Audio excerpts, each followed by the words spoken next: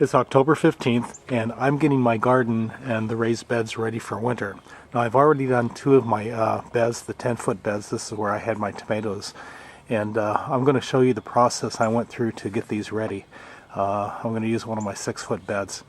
Now when I put my boxes in last fall, I built the boxes and then laid out my garden, and then I marked off the areas inside each of the beds, and I dug it up and tilled each of the beds down about 4 to 6 more inches, and I put the beds back in place. And what I did was I filled in with some topsoil and green compost, and then some of the siftings from the mulch that you see laying around here.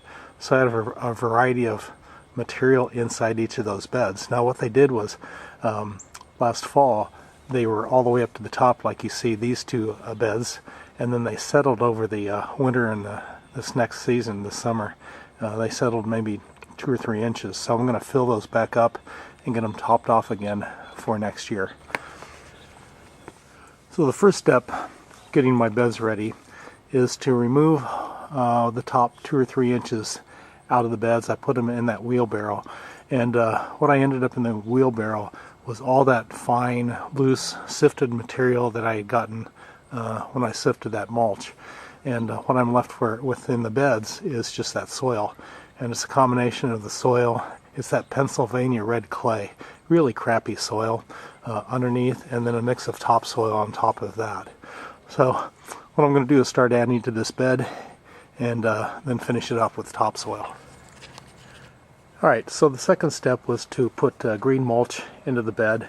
These are cuttings from my flower bed. This is some hosta plants. So I've cut those down, thrown those in here. The next step is to add some calcium to the soil. I had issues with blossom end rot with my peppers, and I did not have that with my tomatoes. And the reason is because of this, my white paprika. And what this is blended. I put them in a blender, eggshells. And so I use this as my calcium source. It's pretty finely sifted, or not sifted, blended. So I use that with my tomatoes, and I had no issues with blossom end rot. So I'm going to put this down pretty liberally in each of my beds so I don't have this issue next year. So I ended up putting about 2 cups of those eggshells down on top of the greenery. And now my next step is to put the dirt, not the dirt, but that what I took out of the garden, I'm going to put back in now.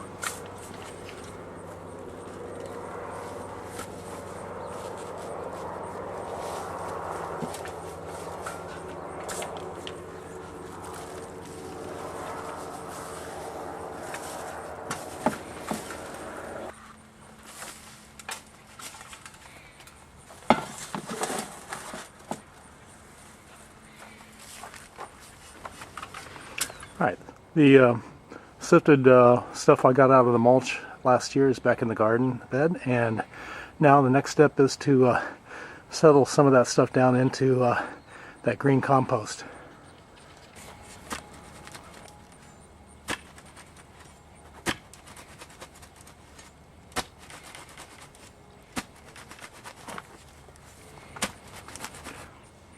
Okay, so that's settled in a little bit. Now the next step is to put topsoil on. I have an EPA recycling and compost facility here in town, so I'm able to go get topsoil and all kinds of stuff.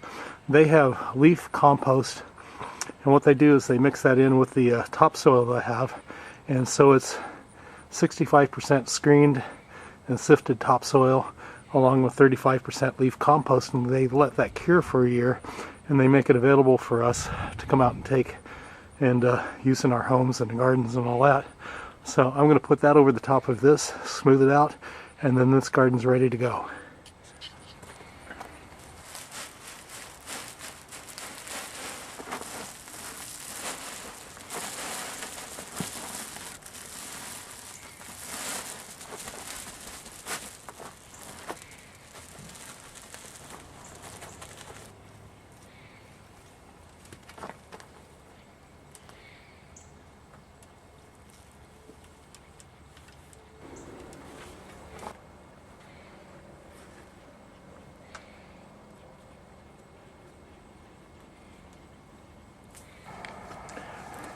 And there you have it.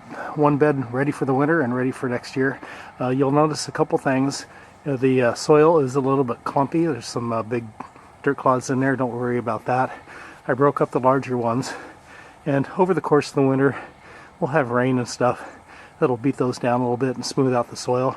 And then also, you notice it's a little bit higher than the edges of the board.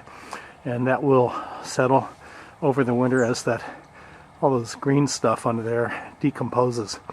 So what I'll probably end up with in the spring is a soil level that's no higher than the edges of the bed, and probably maybe half an inch to an inch down below the top. And that'll be really good because I'll be able to water really well, and it'll hold the moisture in there without overflowing or anything. So anyway, that's what I do for the winter. I have 3 down and 7 more to go. So remember, if you like the ideas I'm going over here as I experiment with all my gardening, please subscribe to my YouTube channel, and I will come back with more stuff later. Thanks. Bye.